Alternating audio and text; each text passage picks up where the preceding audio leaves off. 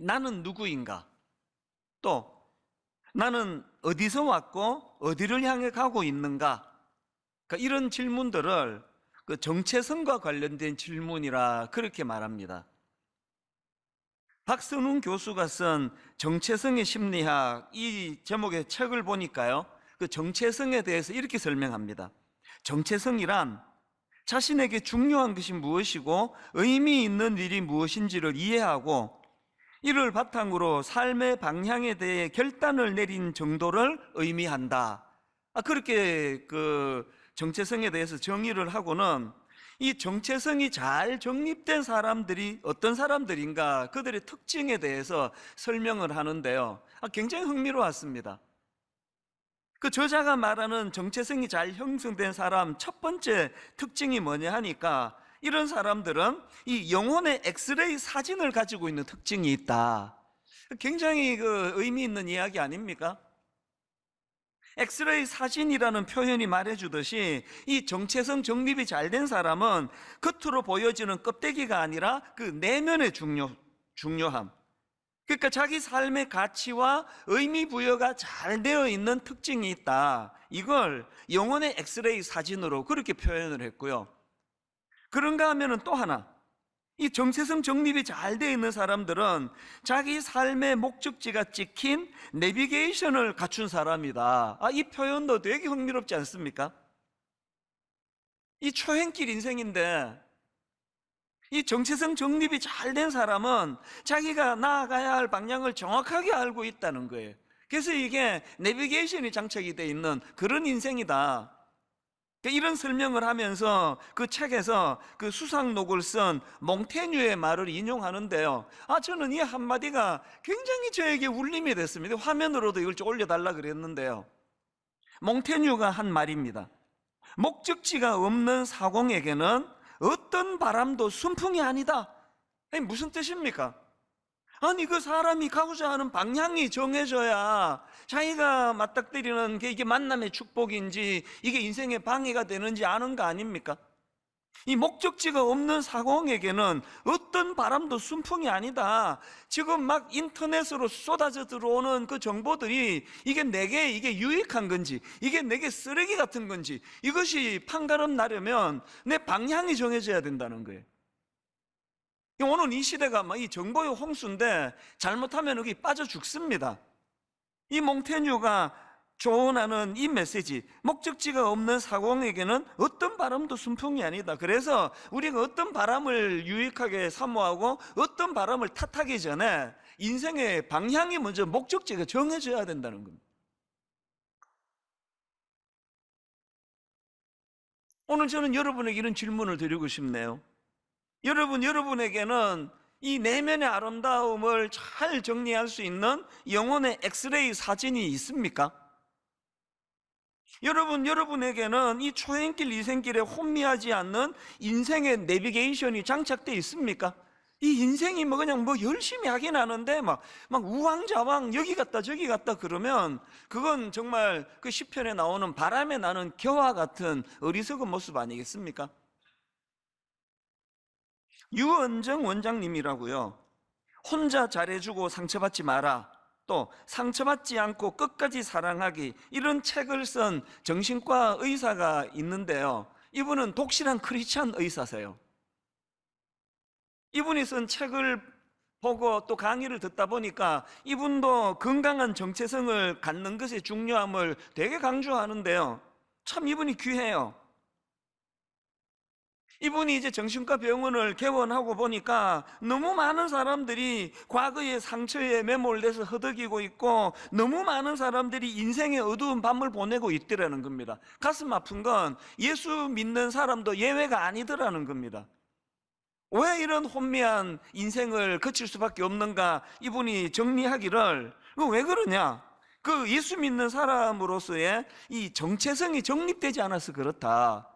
그러면서 이분이 어떤 결심을 하는가니까요, 이런 힘든 분들을 제대로 돕기 위해서 의사인 본인이 먼저, 내가 먼저 건강한 정체성을 확립해야 되겠다. 그래서 그 병원을 정리하고는 미국으로 신학 공부하러 유학을 떠납니다.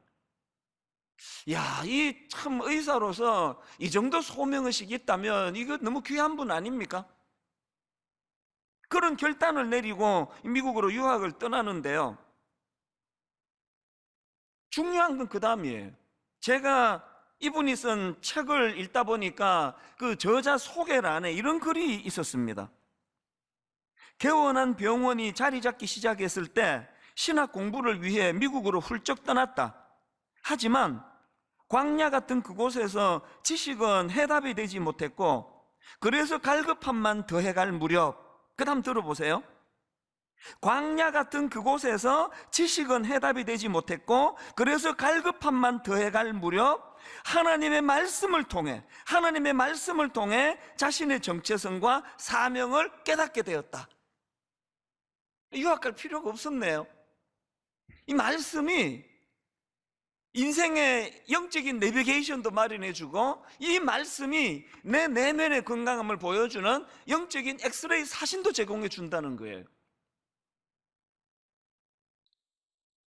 저는 오늘부터 구약의 인물 아브라함에 대해서 살펴보려고 하는데요. 그동안 살펴보던 마가복음을 잠깐 내려놓고 이 아브라함에 대해서 같이 함께 살펴봐야 되겠다, 이런 결심을 한 이유가 있습니다. 지금 우리 모두는 다 위기예요. 지금 코로나19가 2년째 지금 다가오고 있는데, 이게 지금 잦아들지 않고 주사 2번 다 맞았는데, 어제도 이게 또 이 확진자가 신기록을 세웠다. 이제 다음 주에는 4,000명을 돌파할지 모른다. 이게 언제 끝날지 모르니까 모두가 지금 다 지쳐 있는 상황 아닙니까? 그리고 우리 교회는 일만수도 파송 운동이라고 하는 너무나 중요한 하나님 앞에서의 이 과업이 있는데, 이런 것들에 대하여 우리가 이런 정확한 하나님이 주신 정체성을 정립하지 않으면요, 길을 잃어버릴 위험이 있습니다. 그래서 여러분, 이렇게 코로나19로 말미암아 온 나라가 전 세계가 혼란함에 빠져 있는 이런 때일수록 우리 내면을 살필 수 있는 영혼의 엑스레이 사진이 필요하고요. 여러분, 이렇게 온 나라가 다 혼란에 빠질 때일수록 내가 나가야 될 목적지를 밝혀주는 영혼의 내비게이션이 장착됐는지를 점검하셔야 되는 겁니다. 그래서 여러분, 이제 오늘부터 살펴보게 될 이 아브라함에 대한 공부를 쭉 하면서 아브라함이 중요한 게 아니에요. 야곱을 살펴봐도 되고 이삭을 살펴봐도 되고 사도 바울을 살펴봐도 됩니다. 중요한 건 인간이 아니에요.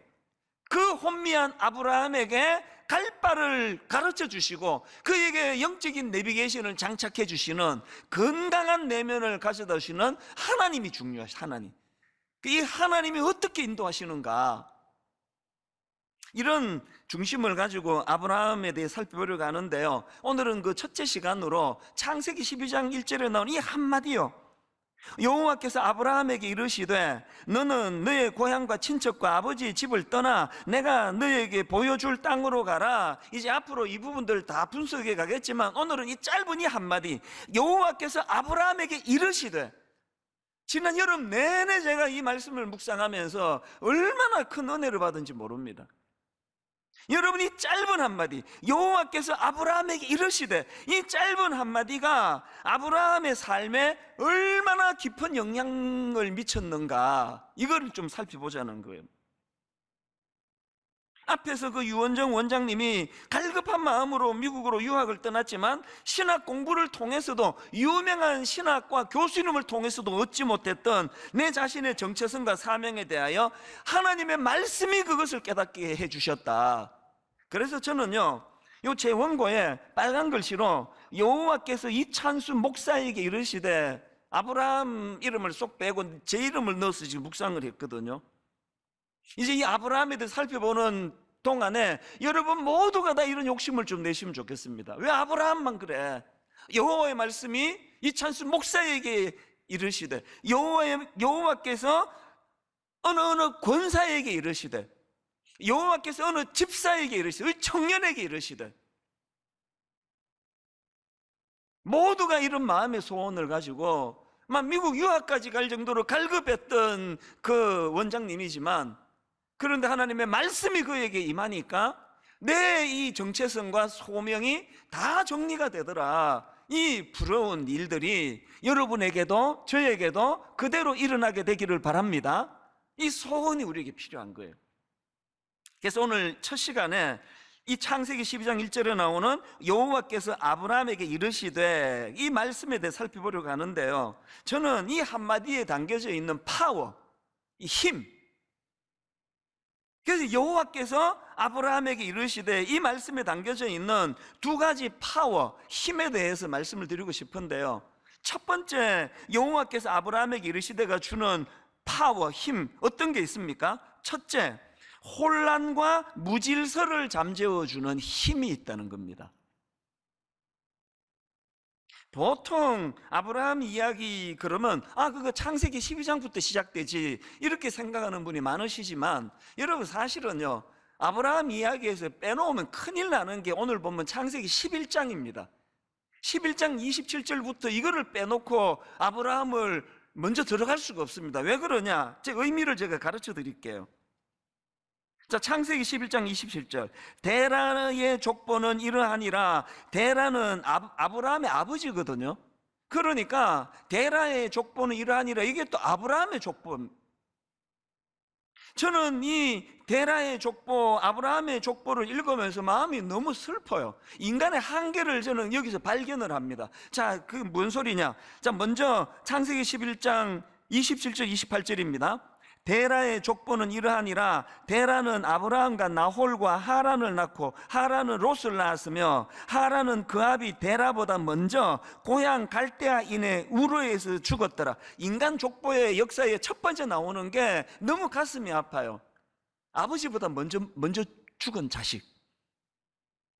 여러분, 아비로서 이것보다 더 슬픈 일이 있겠습니까? 이것보다 더 절망이 있겠습니까? 데라의 족보의 첫 번째 기록이 아버지보다 먼저 죽은 자녀가 거기에 등장을 하네요. 두 번째로 등장하는 게 30절입니다 사레는 임신하지 못함으로 자식이 없었더라. 여러분, 지금 이 본문 이 구절 바로 앞에 나오는 바벨탑 사건 기록 바로 그 다음 나오는 이 셈의 족보에 보면은 계속해서 낳았고 낳았으며 낳았고 낳았더라, 이게 계속 나오는 그 기록 다음에 아브라함의 아내 사라는 요즘으로 말하면 난임, 아기를 가질 수가 없습니다. 결핍. 이게 인간의 역사 아닙니까? 가장 비참한 거는 32절에 나옵니다. 자, 31절부터 보십시오. 데라가 그 아들 아브라함과 하란의 아들인 그의 손자 롯과 그의 며느리 아브라함의 아내 사레를 데리고 갈대아인의 우르를 떠나 가나안 땅으로 가고자 하더니, 하나님이 주신 목적지는 가나안이에요. 그런데 가나안 땅으로 가고자 하더니 하란에 이르러 거기 거류하였으며, 데라는 나이가 205세가 되어 하란에서 죽었더라. 지금 목적지는 가나안인데 그 도중에 엉뚱한 대로 새버린 거예요. 그렇게 허송세월하다가 그렇게 인생을 끝내버린 그 역사가, 이게 데라의 족보입니다. 데라의 족보. 이게 우리의 모습 아닙니까? 여러분이 가슴 아픈 인간 데라의 족보가 창세기 11장 27절부터 기록이 되고, 그리고는 그 다음에 나오는 것이 12장 1절, 여호와께서 아브라함에게 이르시되요. 이 모든 혼란을 잠재워주는 차원의 하나님의 말씀. 제가 이 12장 1절 말씀의 의미를 좀 다각도로 살펴보려고 여러 책도 구해보고 논문도 또 살펴보고 그러다가 구약학 김재구 교수가 쓴 논문 하나를 발견했는데요, 그 논문에 나오는 도표 하나가 얼마나 제 마음을 명쾌하게 했는지 모릅니다. 그 교수님이 쓴 그 도표를 보니까요, 이 한쪽은 지난주에 살펴보았던 바벨탑 사건 이후에 언어의 혼란과 흩어짐, 그 비참한 상황을 먼저 비교하고, 그 다음에 창세기 1장 1절에 나오는 하나님의 천지 창조를 가지고 비교를 했는데요, 자, 먼저 하나님의 창조, 창세기 1장 1절과 2절을 보십시오. 태초에 하나님이 천지를 창조하시니라. 땅이 혼돈하고 공허하며 흑암이 깊음 위에 있고. 지금 성경은요, 하나님의 창조 사역 이전의 상태를 혼돈과 공허와 흑암이 깊은 상태라고 이야기합니다. 방금 우리가 봤던 창세기 12장 1절에서의 여호와께서 아브라함에게 이르시되, 이 하나님의 말씀이 선포되기 이전에 데라의 족보, 아브라함의 족보가 바로 이게 바로 혼돈과 공허와 흑암의 상태 아닙니까? 하나님 없이 우리 지혜로 바벨탑을 쌓을 수 있다, 그런 악한 시도를 행하다가 언어가 혼란을 겪고 흩어짐을 당하는 그 상태가 바로 혼돈과 공허와 흑암의 상태 아니냐고요. 제가 이 창세기 1장 2절 말씀을 예전에 한번 다루었던 기억이 있는데요, 예레미야 4장 22절을 보십시오. 내 백성은 나를 알지 못하는 어리석은 자요, 지각이 없는 미련한 자식이라. 악을 행하기에는 지각이 있으나 선을 행하기에는 무지하도다. 왜 그런가 봤더니 23절, 보라 내가 땅을 본즉 혼돈하고 공허하며 하늘에는 빛이 없으며. 지금 이스라엘 백성들이 엄청난 타락의 상태인데, 그 타락의 상태를 보니까 하나님이 천지를 창조하시기 이전의 상태, 혼돈하고 공허하며 하늘에는 빛이 없는 상태더라는 겁니다. 왜 이스라엘 백성들이 타락할 수밖에 없었다고요? 겉으로 보기에는 껍데기는 선민이라는 그런 긍지를 갖고 있었지만, 사실은 그들의 실제 상황은 하나님의 창조 이전 혼돈과 공허와 흑암의 상태에 놓여 있었기 때문이다. 이거 우리도 마찬가지 아닙니까? 이력서에다가 기독교 종교를 안에 그렇게만 쓰면 우리가 혼란이 없고 혼돈이 없는 그런 하나님의 자녀가 되는 겁니까? 아니 여러분, 예수 믿는데 아니 왜 자꾸 이렇게 인생이 허무한 거냐고요. 아니 여러분, 분명히 예수 믿는데 왜 인생이 하나님의 창조 이전과 똑같이 혼돈과 공허와 흑암이 깊은 그런 상태에 빠지느냐고요.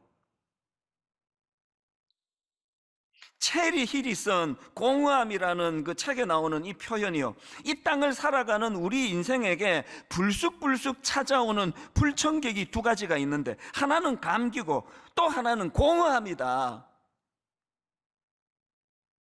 아니 예수 믿었는데 이제 하나님이 나를 인도하시는 내 아버지가 되셨다 고백하는데, 어떻게 감기는 어떻게 할 수 없다 치더라도 어떻게 공허함이 내 인생에 지멋대로 불쑥불쑥 찾아오는 불청객이 되도록 방치할 수 있느냐는 겁니다. 왜 이런 허무함이 밀려온다고요? 지금 하나님은 가나안을 목적지로 가라고 그렇게 인생의 내비게이션을 장착해 줬는데, 지금 우리는 하란이라는 엉뚱한 곳에 기웃거리고 있어서 그런 거 아닙니까? 인생이 혼란스러우세요? 막 공허하세요?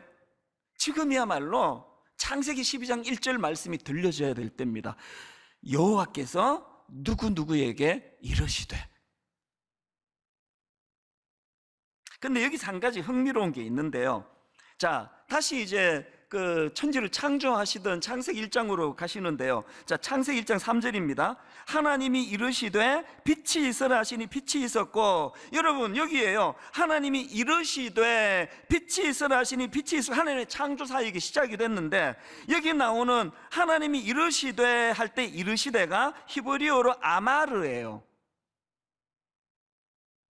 그런데 중요한 게 뭐냐, 하나님이 그 흑암과 그 혼돈과 공허 속에 빠져있던 그 세상을 창조하실 때 사용하셨던 아마르, 이르시되, 이게요 그 혼란한 데라의 족보가 기록된 11장이 끝나자마자 나오는 12장 1절에서 여호와께서 아브라함에게 이르시되, 여기 나오는 이르시되가 이게 히브리어로 아마르예요.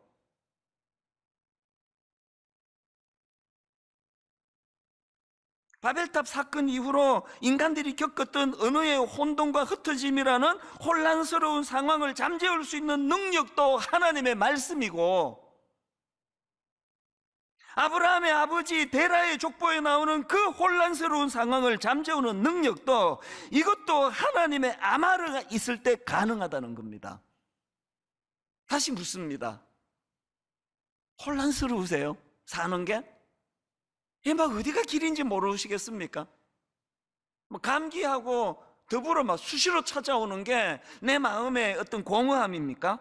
여러분 지금이야말로 그 혼란과 무질서를 잠재우는 하나님의 아마르가 필요한 거예요. 아마르가. 이 좋지도 않은 이 목소리 스피커 타고 이 찬수 목사 목소리만 흘러가는 예배가 아니라 하나님의 아마르가 선포되는 예배가 되기를 바랍니다. 우리의 혼란을 잠재워주는 그 데라의 족보가 말로 다 할 수 없이 슬프디 슬픈 아버지보다 먼저 죽는 아들이 나오고 온 세상이 낳고로 기록되고 있는 거기에 자녀를 낳을 수 없는 슬픔. 하나님은 가나안을 목적지로 정해주셨는데 도중에 엉뚱한 대로 새버려가지고 거기에서 인생 다 허비하고 그렇게 죽어버리는 인생, 이 모든 혼란을 잠재워주는 그런 차원에서 하나님이 창세기 12장 1절에서 말씀해 주시는 게 이게 아브라함에게 주신 아마르의 선포라는 겁니다. 그런가 하면은 두 번째로 여호와께서 아브라함에게 이르시되 이게 왜 파워냐, 이게 왜 힘이냐, 이 여호와께서 아브라함에게 이르시되라는 이 말씀이 힘이 되는 건요, 이거는 다시 출발하게 하는 힘을 갖고 있기 때문이에요. 본문 31절 32절 다시 보십시오. 데라가 그 아들 아브라함과 하란의 아들인 그의 손자 롯과 그의 며느리 아브라함의 아내 사레를 데리고 갈대아인의 우르를 떠나 가나안 땅으로 가고자 하되 하란에 이르러 거기 거류하였으며 데라는 나이가 205세가 되어 하란에서 죽었더라. 제가 이 모리아 산으로 가는 길, 이런 책이 있는데 옛날에 나온 책이에요. 이 책을 보니까요, 왜 목적지는 가나안인데 도중에 엉뚱한 곳에 머물렀는가, 하란에 왜 머물렀는가, 그 설명하는 대목이 있더라고요. 하란은요, 교차로라는 뜻을 가진 이름이래요. 하란은 그 이름 뜻 그대로입니다. 길이 잘 연결돼 가지고 국제무역로의 교차점에 위치해 있던 지역이었답니다. 그러니까 상업도시로 번성했던 곳이 하란이래요. 이게 뭘 의미합니까? 아브라함 일행이 보기에 떠나온 자기 고향 갈대아 우르보다 훨씬 번창했고, 또 자기들 같은 이런 이주민들이 일자리를 너무나 쉽게 구할 수 있는 그런 곳이니까 눈이 번쩍 뜨여진 거 아닙니까? 거기에 뭐 잠깐 머물다 가기로 해서 머물렀는지 뭐 둥지를 털려고 했는지는 잘 모르겠지만 결국은 거기서 아버지 데라가 헛송세월하고 죽어버리잖아요. 저는 이런 분석의 글을 읽으면서 저 자신을 돌아보게 되는 겁니다. 사실 저는요, 30살 되던 해에 5남매 중에 막내인데도 불구하고 가족을 떠나가지고, 어머니를 떠나가지고 그렇게 보따리 2개 들고 한국에 와서 지낸 지가 지금 31년 차예요. 어머니를 모시고 못 산 게 31년이 됐습니다. 왜 그런 역이민을 결정했을까요? 하나님이 저에게 이 소명을 주셨기 때문이에요. 한국에 가서 청소년들을 도와라, 그리고 교회를, 아름다운 교회를 세워라. 저는 이 데라의 모습을 보면서 마음의 소원을 가져요. 하나님, 그렇게 이민 생활을 끝내고 모든 가족을 떠나 그렇게 하나님 말씀대로 한국에 돌아왔는데 제 인생의 마지막이 하란이 아니기를 바랍니다. 하나님, 내 사역의 마지막이, 내 은퇴하는 그 순간에 봤더니 화려한 하란에 서 있어요. 그럼 내 인생은 실패하는 거 아닙니까?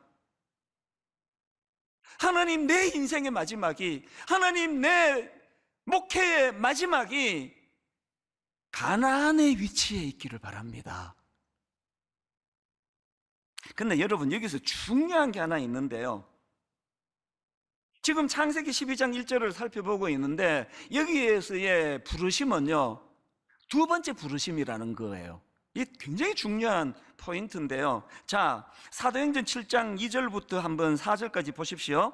스데반이 이르되 여러분 부형들이여 들으소서. 우리 조상 아브라함이 하란에 있기 전 메소포타미아, 이 갈대아 우르거든요, 메소포타미아에 있을 때에 영광의 하나님이 그에게 보여 이르시되 내 고향과 친척을 떠나 내가 너에게 보일 땅으로 가라 하시니 아브라함이 갈대아 사람의 땅을 떠나 하란에 거하다가 그의 아버지가 죽음에 하나님이 그를 거기서 너희 지금 사는 이 땅으로 옮기셨느니라. 그러니까 아브라함이 고향인 갈대아 우르에 있을 때 하나님이 1차로 그를 부르셨어요.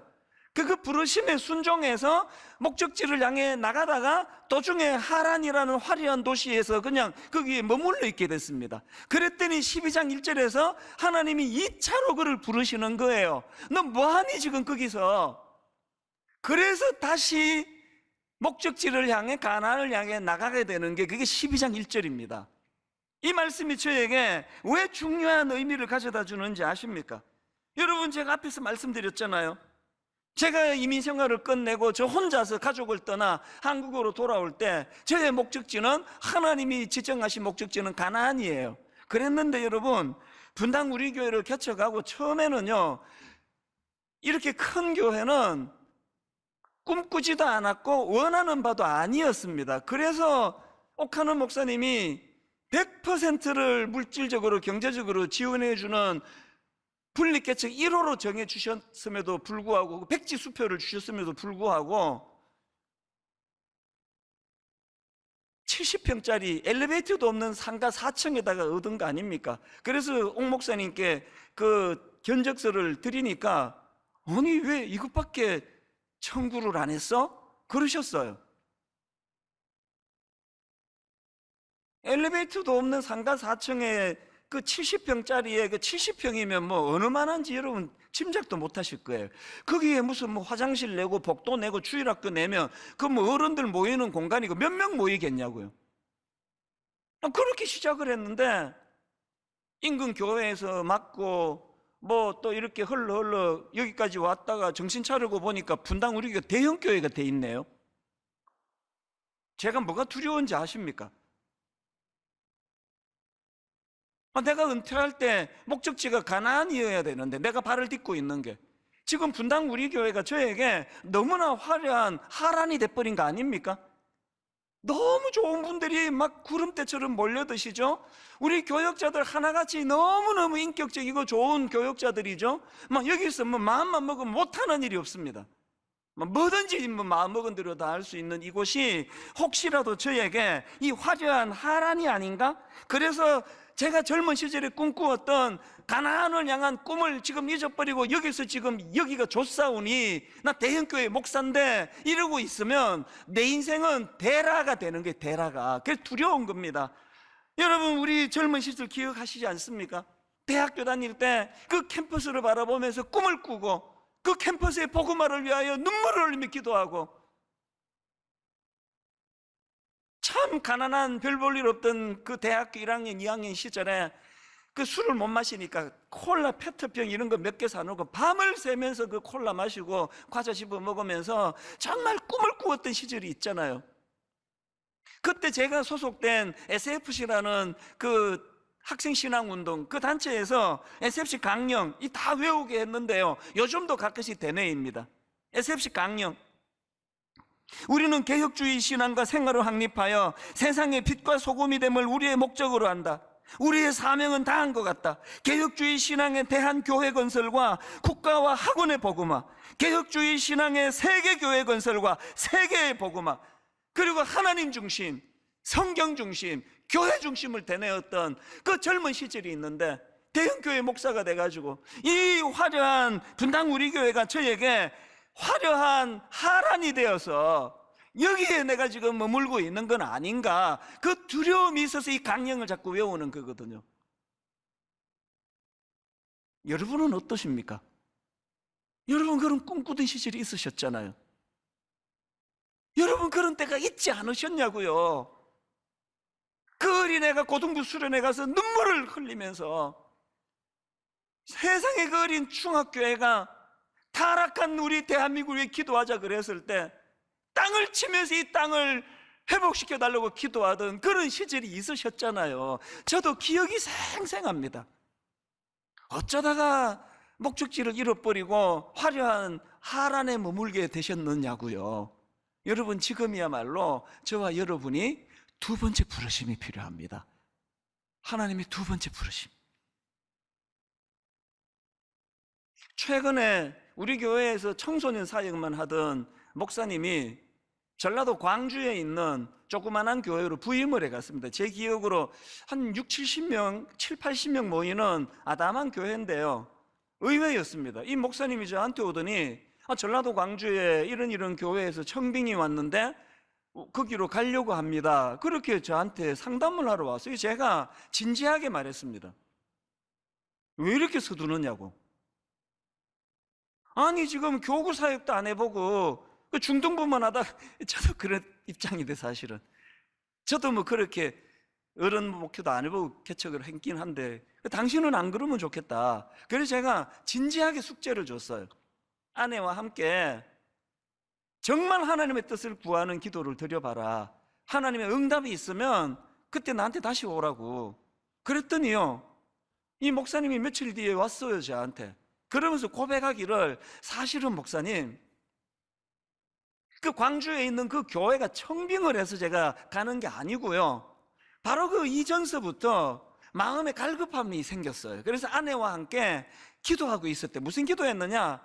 분당 우리 교회 자기가 10년 차인데요, 이게 지금 너무 편하고 너무 화려하고 너무 안주하기 쉬운 교회에 있는 거 아닌가, 그 마음에 부담이 있어가지고 아내와 함께 기도하고 있던 중인데, 그 기도를 시작하고 얼마 있지 않아서 그 교회에서 청빙이 와서 이건 하나님 뜻이다, 우리가 그렇게 받게 됐습니다.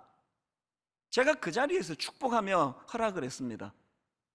그리고 지금도 그 목사님이 마음에 계속 머물러 있어요. 어른 목회도 안 해본 이 목사님이 낯선 전라도 광주에서 참 그 한 6, 70명이라 그러면 막 서로가 너무 잘 아는 이런 사이일 텐데, 하나님 이 목사님이 그 광주의 그 교회가 하나님이 허락하신 목적지 가나안인 줄 믿습니다. 이 꿈을 가지고 있다면 위치가 필요합니까? 꼭 서울이라 해야 됩니까? 수도권에서만 목회하는 겁니까? 하나님이 부르시는 그 자리가 바로 하나님이 원하시는 목적지 가나안인 줄 믿습니다.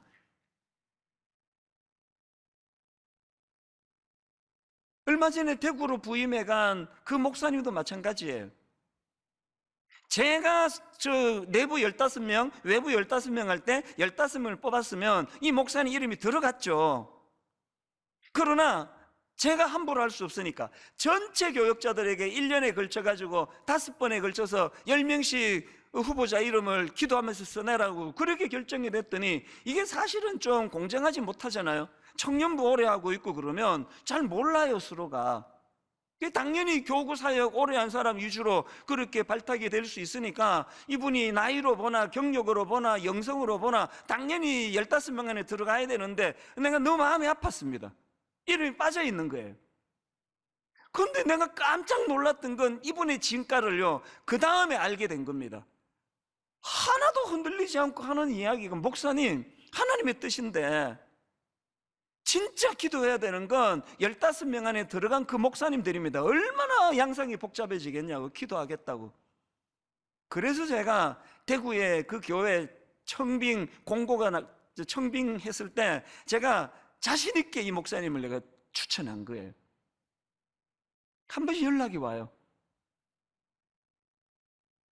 한 번도 경험해보지 못한 낯선 땅 대구에서, 아내도 사모님도 대구가 고향이 아니고 이 목사님도 경상도가 고향이 아닌데, 그 낯선 땅 대구에서 안쓰럽잖아요. 한 번씩 연락 올 때마다, 오늘 본문으로 빗대어 설명을 하자면, 하나님께서 나에게 허락하신 가나안이기 때문에, 이곳이 나의 목회지이기 때문에 너무나 감사하게 행복하게 사역하고 있습니다. 여러분, 한국 교회가 뭐 변질했고 타락했고 이런 소리 많이 하지만요, 그렇지 않습니다. 곳곳에 참 하나님 맡기신 그 사명을 따라 이곳이 나의 가나안입니다, 눈물로 고백하며 그 자리를 지키는 주의 종들이 얼마나 많은지 모르고, 그런 종들을 위하여 기도로 후원해야 되는 책임이 있다는 거 기억하시기를 바랍니다. 오늘 결론을 이렇게 내리기 원합니다. 여러분, 그 스티브 잡스가 스탠포드 대학교 졸업식 때 했던 그 축사, 유명하게 떠도는 축사 중에 한 대목을 읽어드리고 말씀을 마무리하려고 하는데요, 스티브 잡스가 대학 졸업생들에게 이렇게 말했습니다. 여러분의 삶은 한정되어 있으니 다른 사람의 삶을 살면서 여러분의 삶을 낭비하지 마세요. 여러분의 삶은 한정되어 있으니 다른 사람의 삶을 살면서 여러분의 삶을 낭비하지 마세요. 스티브 잡스를요, 이 연설을요, 오늘 본문에 빗대 갖고 제가 해석을 해보니까 딱 이겁니다. 엉뚱한 하란에서 세월 낭비하지 말고, 겉으로 화려해 보인다고 거기에 취해 있지 말고, 여러분의 삶이 한정되어 있으니까 엉뚱한 데서 여러분의 삶을 낭비하지 말고 하나님이 원하시는 목적지 가나안을 향하여 발걸음을 옮기십시오, 그 얘기거든요. 어떤 분은 분당 구역에 남으셔서 이곳이 여러분의 가나안이 되기를 원합니다. 어떤 분들은 29교회로 옮기셔서 그곳이 여러분의 가나안이 되기를 원합니다. 어떤 분은 지역에 있는 작은 교회에 너무너무 신실한 목사님이 목회하는 그 교회로 옮기셔서 그곳이 여러분의 가나안이 되시기를 바랍니다. 어디든 상관이 없는데 하란은 더 이상 곤란합니다. 내가 좋아서 있는 그곳, 화려해서 매력이 있어서 그렇게 데라처럼 비참하게 인생을 끝내는 그런 삶이 아니라 하나님이 우리 허락하신, 그래서 저는 지금도 꿈꾸며 기도합니다. 아버지, 저의 목회의 마지막이 화려한 하란에 머무는 것으로 끝나는 것이 아니라 가나안의 내 인생의 마무리가 되기를 원합니다.